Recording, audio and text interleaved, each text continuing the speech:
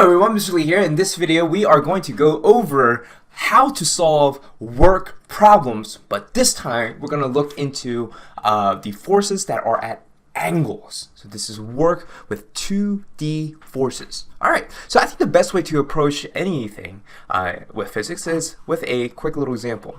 So let's say we have a box. All right, and we say that this box is moving to, let's say it's moving to the right. So it has a rightward velocity right now. And we are pulling on the box with a force of tension that's going up and to the right. And there is this theta that it makes with the horizontal. All right, so here we have one force, but if we were to break down and actually create a free body diagram, which is something you should always start off by doing, we can say that there is a force of gravity. We can say that there's even a normal force, and let's say, you know, for the sake of it, there is a force of friction. All right, so step one is to always create a free body diagram. We did that. Now with that free body diagram, we should come up with a component version as well. So what I'm going to do is on top of this, I'm going to draw the component version of this free body diagram. So we're going to break down t, so that it's going to be t sub x, and we'll do t sub y as well. All right. Now remember, when they ask for a free body diagram, you cannot add components. You can only have actual forces. So here we have a scenario where the box is being dragged across to the right by a force of tension. So when we are trying to figure out the work that is done by the system, we have to approach it like this. All right, so what is doing the work? Question mark. We can see, we can take a look at all the axes to see how much work is being done. So we can say that for the y-axis,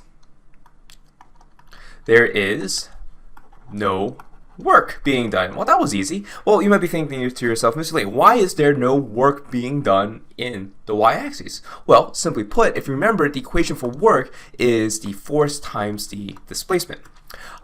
Because this object is only moving in the x-axis, okay, not in the y-axis, there is no y displacement. So delta y, right? There is no y displacement, so this is 0. So there is no work being done in the y-axis. So we can say that f of n and f of g and t sub y all do no work, all right? Or we can say that the work is just 0 for all of those forces. All right, now let's take a look at the x-axis.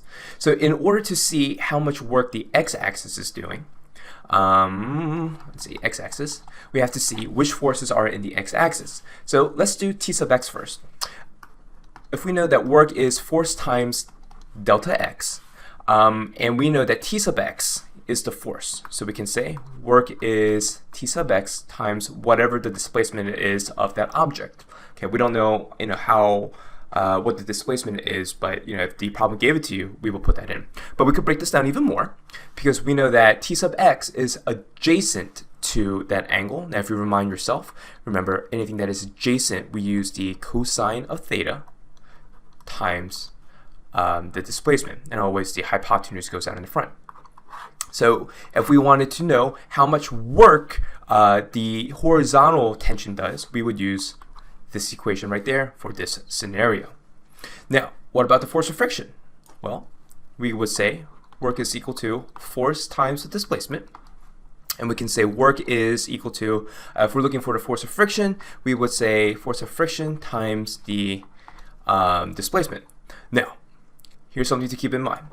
Because the force of friction is moving in, or is pointing in the opposite direction of the motion itself, we can say that negative work is being done by the force of friction. Okay, and just to remind yourselves, we're going to put a negative right there because, of course, it's pointing in the opposite direction of the motion. All right, and we can break this down even more, because we can say that work is equal to mu times the normal force times the displacement. So this right there would give us the equation for work done by the force of friction for this very scenario. All right, So we have looked at an object being dragged across the floor, the work that is being done by the different forces. So let's break this down into a little bit more complicated scenario. Let's say we have a angled surface. Okay, we have an angled surface, and we want to see what forces are doing work. So to start us off, I'm going to draw a free body diagram. So we have f of n, and we have f of g. Now remember, f of n, I don't think I did the best job drawing it, but it should be perpendicular. It should be perpendicular to the surface. And let's say it's sliding down. It's sliding down. Okay, it's sliding down the ramp. And let's say there is a force of friction. All right, so this would be my free body diagram. The next thing that I want to do after drawing the free body diagram is I want to come up with the components. Now, if you remember, drawing the components, you have to make sure that the components line up with the axes. Okay, and so what I mean by that is, let me draw in the components first. So I have FGX there, and I have FGY here. And we know that this is FGY and this is FGX because we tilted our axes. So this is our y-axis and this is our x-axis. Okay, and we have to make sure that these components, these two components that we just drew in, fits these two axes of motion. All right. So if this is theta, this becomes theta as well.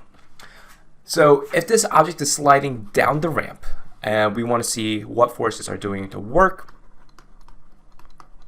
okay, we have to ask ourselves, well, what axis is the motion, what axis is the displacement? And that will be the x-axis, because that's along this ramp. So we can say that f of n, the work is 0, right? We can say that because this is a vertical or a y-axis force, and it is not moving along the y-axis. We can also say that FGY, the work is 0, and that's because, for the same reasons, it's not moving in the y-axis.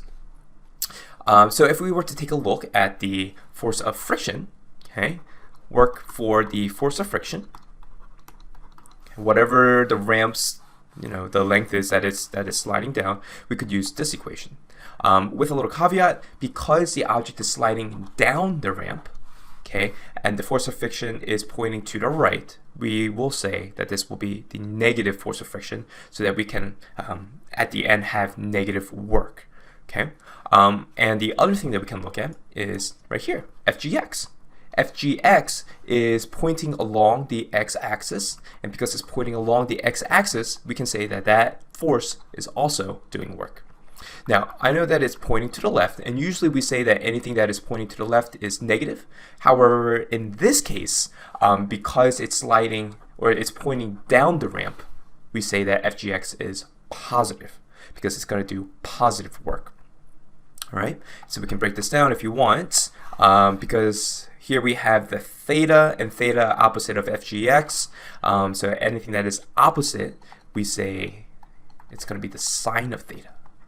Okay, and we can break this out even more if you want. We can say that it's mass times deceleration due to gravity times the sine of theta times the displacement.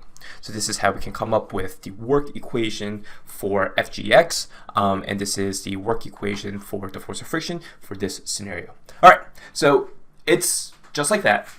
Whenever we are doing anything with multiple axes, what you want to do is first you want to create your free body diagram. From there, you want to break it down into its component form. And then you want to see which of those forces is actually doing work. Okay, what forces are actually in the same axis of motion. And from there, you just plug it into the work equation, force times displacement, in order to see the work that is being done by that force. That's it for this video. I will see you next time. Bye-bye.